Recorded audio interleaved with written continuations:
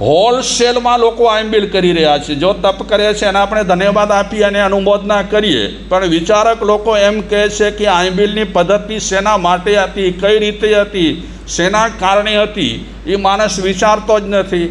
અને અતિ કોઈ પણ વસ્તુ કરવામાં આવે ને તો શરીર આપણો સાંખી ન શકે, અતિરેક કરવામાં આવે તો. આ તો જે કરે છે આપણાથી નથી થતા, એટલે આપણે શું કરીએ, એમની અનુમોદના કરીએ, ધન્યવાદ આપીએ. કરે તો છે, જે દ્રષ્ટિએ કરતા હોય તે દ્રષ્ટિએ, પણ તપ શેના માટે છે?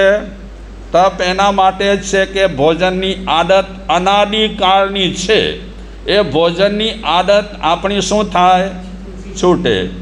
તો મધ્ય વર્ગના જે લોકો રહેલા છે, મધ્યમ જે લોકો રહેલા છે, એ કેવલ ઇન્દ્રિયોના વિષયોની પરિપૂર્તિ માટે મહેનત કરતા હોય.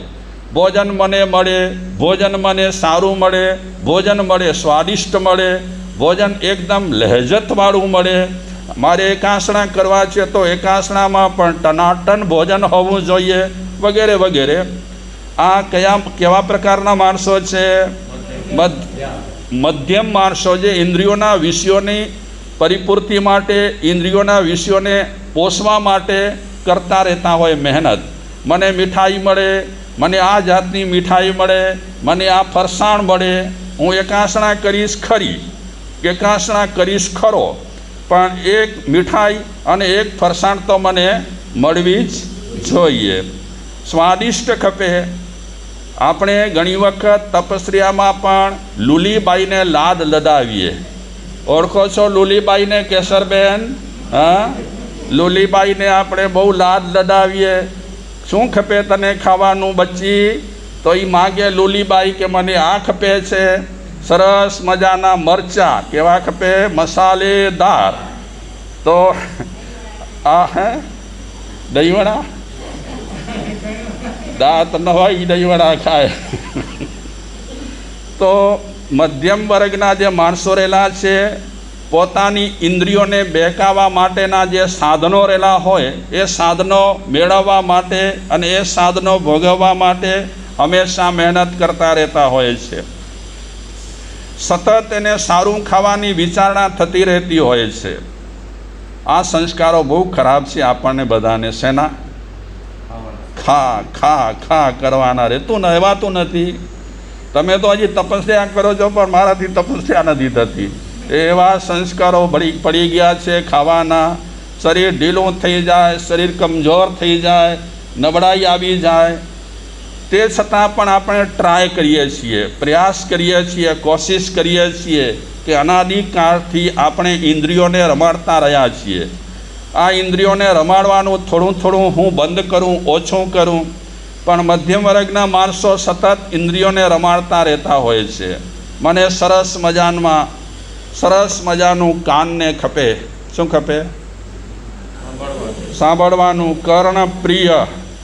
એટલે આને પણ બહેકાવવા માટે માણસ સાધન સામગ્રી શોધે, મેળવે, ભોગવે. સરસ મજાના સંગીત વગેરે.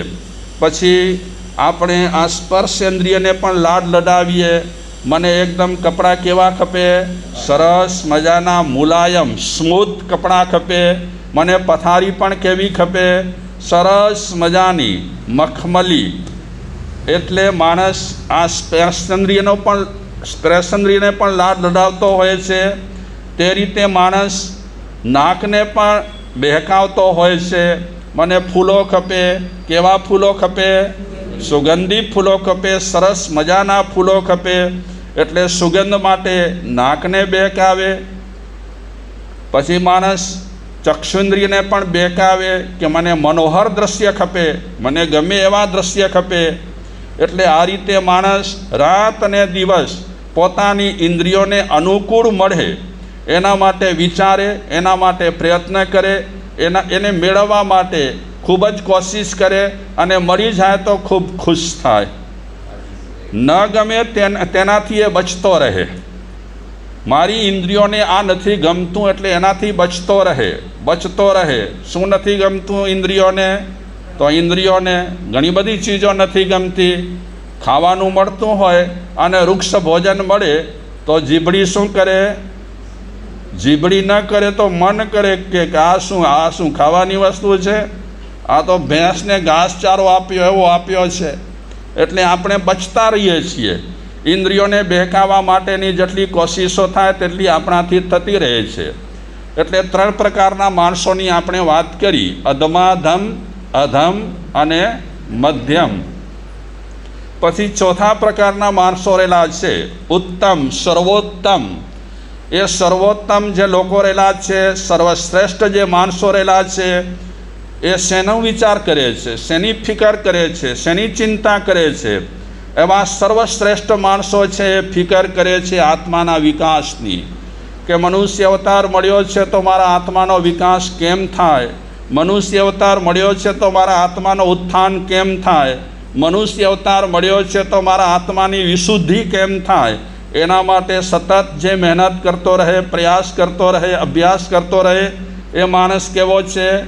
ઉત્તમ, સર્વોત્તમ, ઉત્તમોત્તમ, સર્વશ્રેષ્ઠ માણસ રહેલો છે, કે જેને એક જ ધૂન લાગેલી હોય આત્મગુણ વિકાસની, કે મારો આત્મા આમ તો ગુણોથી ભરપૂર રહેલો છે, છલોછલ છે, પણ એ બધા ગુણો શું થઈ ગયા છે? ઢંકાઈ ગયા છે. તો એ ગુણોને મારે ખુલ્લા કરવા છે, એ ગુણોને મારે ઉઘાડવા છે. તો એના માટે જે માણસ સતત મહેનત કર્યાને પોતાના આત્માને નિર્મળ બનાવવા માટે કોશિશ કરે, કે મારો આત્મા છે, મને નિર્મળ બનાવવો છે, અને નિર્મળ બનાવવા માટે મહાપુરુષોએ જે તે પદ્ધતિઓ બતાવી છે એ પદ્ધતિઓ અપનાવે અને પોતાના આત્માને સવિશેષ નિર્મળ બનાવવા માટે મહેનત કરતો રહે. મારા આત્માને કેમ સમાધિ મળે, મારા આત્માને કેમ હું ક્ષમતામાં કેમ રહું, આવી જે વિચારણા કરે અને વિચારણાની સાથે આવો જે અભ્યાસ કરે, પ્રયાસ કરે, એ માણસ ઉત્તમ રહેલો છે, મહાન રહેલો છે. આત્માની પરમ ગતિ કેમ થાય, આત્માની સદગતિ કેમ થાય? એક જ ધ્યેય કેન્દ્રમાં શેને રાખેલો હોય? ન ઇન્દ્રિયોને રાખેલી હોય, ન બીજી કોઈ વસ્તુને, ધનને રાખેલો હોય, ન બીજી કોઈ વસ્તુને રાખેલો હોય. એણે કેન્દ્રમાં રાખ્યો હોય આત્મા, કે મારા આત્માને સુંદર બનાવવો છે. સુંદર એટલો સુંદર બનાવવો છે, આત્મવિકાસને લગતી જેટલી પ્રવૃત્તિઓ રહેલી હોય એ પ્રવૃત્તિઓ માટે એ માણસ સતત મહેનત કરતો રહેતો હોય. સતત એના મનમાં એક જ વિચારણા રહેલી હોય, એક જ ધૂન રહેલી હોય, કે મારા આત્માનો વિકાસ કેમ થાય, આત્માની પ્રગતિ કેમ થાય. આવી જ વિચારણા રાખી છે જંબુકુમારે. આ 4 પ્રકારના જે માણસો રહેલા છે, 4 પ્રકારના માણસોનું જે વર્ગીકરણ કર્યું, એમાં જંબુકુમાર છે એ સર્વશ્રેષ્ઠ પુરુષ રહેલા છે, કે બધું સામે જ પડ્યું છે, એને જે ભોગવવું હોય તે બધું જ મળ્યું છે, એને મહેનત કરવાની પણ કાંઈ જરૂર નથી. 99 કરોડ સોનૈયાનો ઢગલો પડ્યો છે, બીજી પણ ગરવખરી કઈ કિંમતી મળી છે. સામે સરસ મજાની અપસરા જેવી નવજુવાન કોણ છે? એક પત્ની નહીં પણ 8 પત્નીઓ રહેલી છે.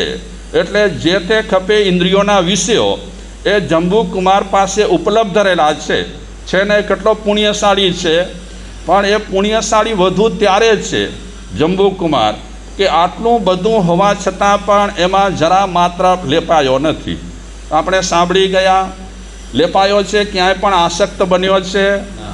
આ 99 કરોડમાંથી એક મુઠ્ઠી ઉપાડીને કીધું પ્રભુચોરને કે લે, બિલકુલ એ 99 કરોડ સોનૈયાને સ્પર્શ્યો પણ નથી. એ 99 કરોડ સોનૈયા એના મનમાં પણ વસ્યા નથી. બસ મારે છોડવું છે. મારી માના કહેવાથી મેં લગ્ન કર્યા અને માને ઈચ્છા રહેલી હતી કે પુત્રવધુઓના પગલાં ઘરમાં થાય, તો માની ઈચ્છા પૂરી કરવા માટે એ પણ મેં કર્યું અને પુત્રવધુઓના પગલાં પણ ઘરમાં થઈ ગયા. હવે તો સવારનો પહોર થાય, ઘડીઓ ગણાય છે. સવારનો પહોર થાય એટલે આ ઘર છોડી, આ ઘર વખરી છોડી, આ ઘર વાડી છોડી, પરિવારને છોડી ને મારે શું કરવું? દીક્ષા લઈ લેવી. આવા માણસો સર્વશ્રેષ્ઠ માણસો કહેવાય. અને સર્વશ્રેષ્ઠ માણસો હોવાને કારણે આજે વિશ્વભરમાં ખાલી જૈનો જ વખાણે છે એવું નહીં, જેમને પણ જૈન ધર્મની ખબર છે એમને પણ અચંબો થાય છે કે આવા જંબુકુમાર થઈ ગયા, કે આટલું બધું હોવા છતાં પણ એ કોઈ પણ વસ્તુને ભોગવી નહીં, અને આજે એમણે બધું છોડ્યું છે તો નામ અજર અમર રહી ગયું છે. જેટલાય આગમો રહેલા છે બધા આગમોમાં એ જંબુકુમારનું નામ અંકિત થઈ ગયું છે. કારણ કે માણસનો ત્યાગ જેટલો મોટો તેટલો એનો મહિમા પણ મોટો, જેટલો ત્યાગ ઓછો એટલો મહિમા પણ ઓછો. મહાવીર ભગવાનનો ત્યાગ જબરદસ્ત રહેલો હતો તો મહાવીર ભગવાનનો મહિમા અપરંપાર રહેલો છે.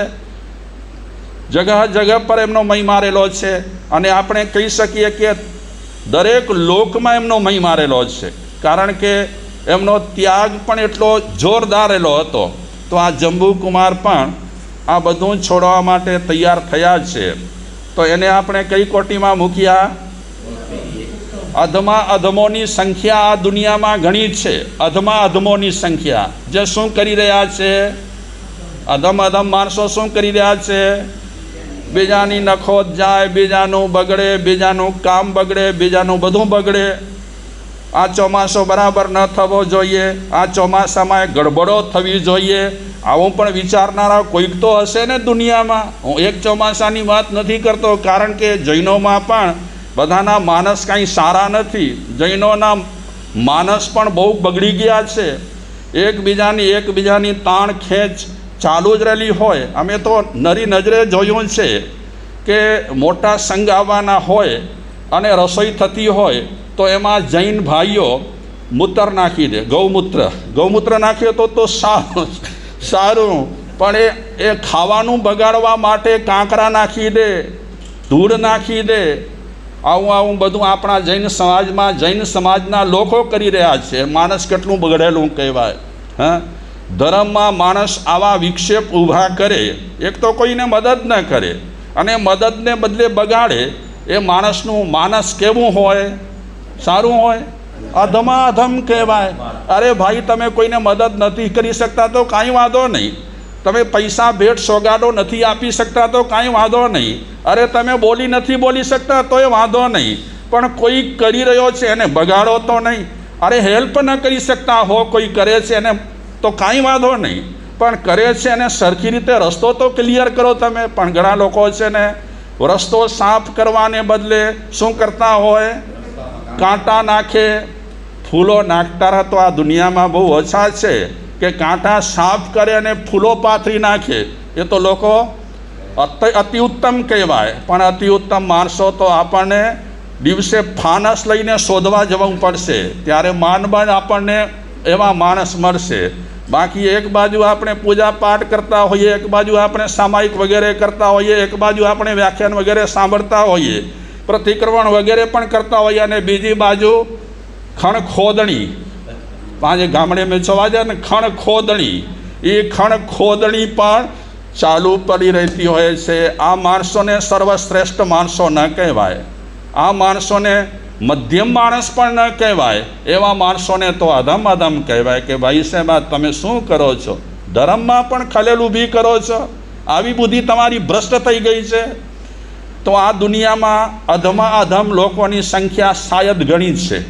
પછી બીજા પ્રકારના માણસોની સંખ્યા પણ મબલક રહેલી છે કે કેવલ ધનની ધૂન, અહીંયાથી ત્યાંથી જ્યાંથી ત્યાંથી શું મળવા જોઈએ? પૈસા મળવા જોઈએ. અમે ઘણી વખત મોટી ઉંમરના લોકોને કહીએ કે હાણે તો શાંતિ રાખો બાપા, પણ નહીં, બસ આપણને મનુષ્ય અવતાર મળ્યો છે, જેટલા ભેગા થાય ને કેશવજીભાઈ એટલા ભેગા કરી લેવાના.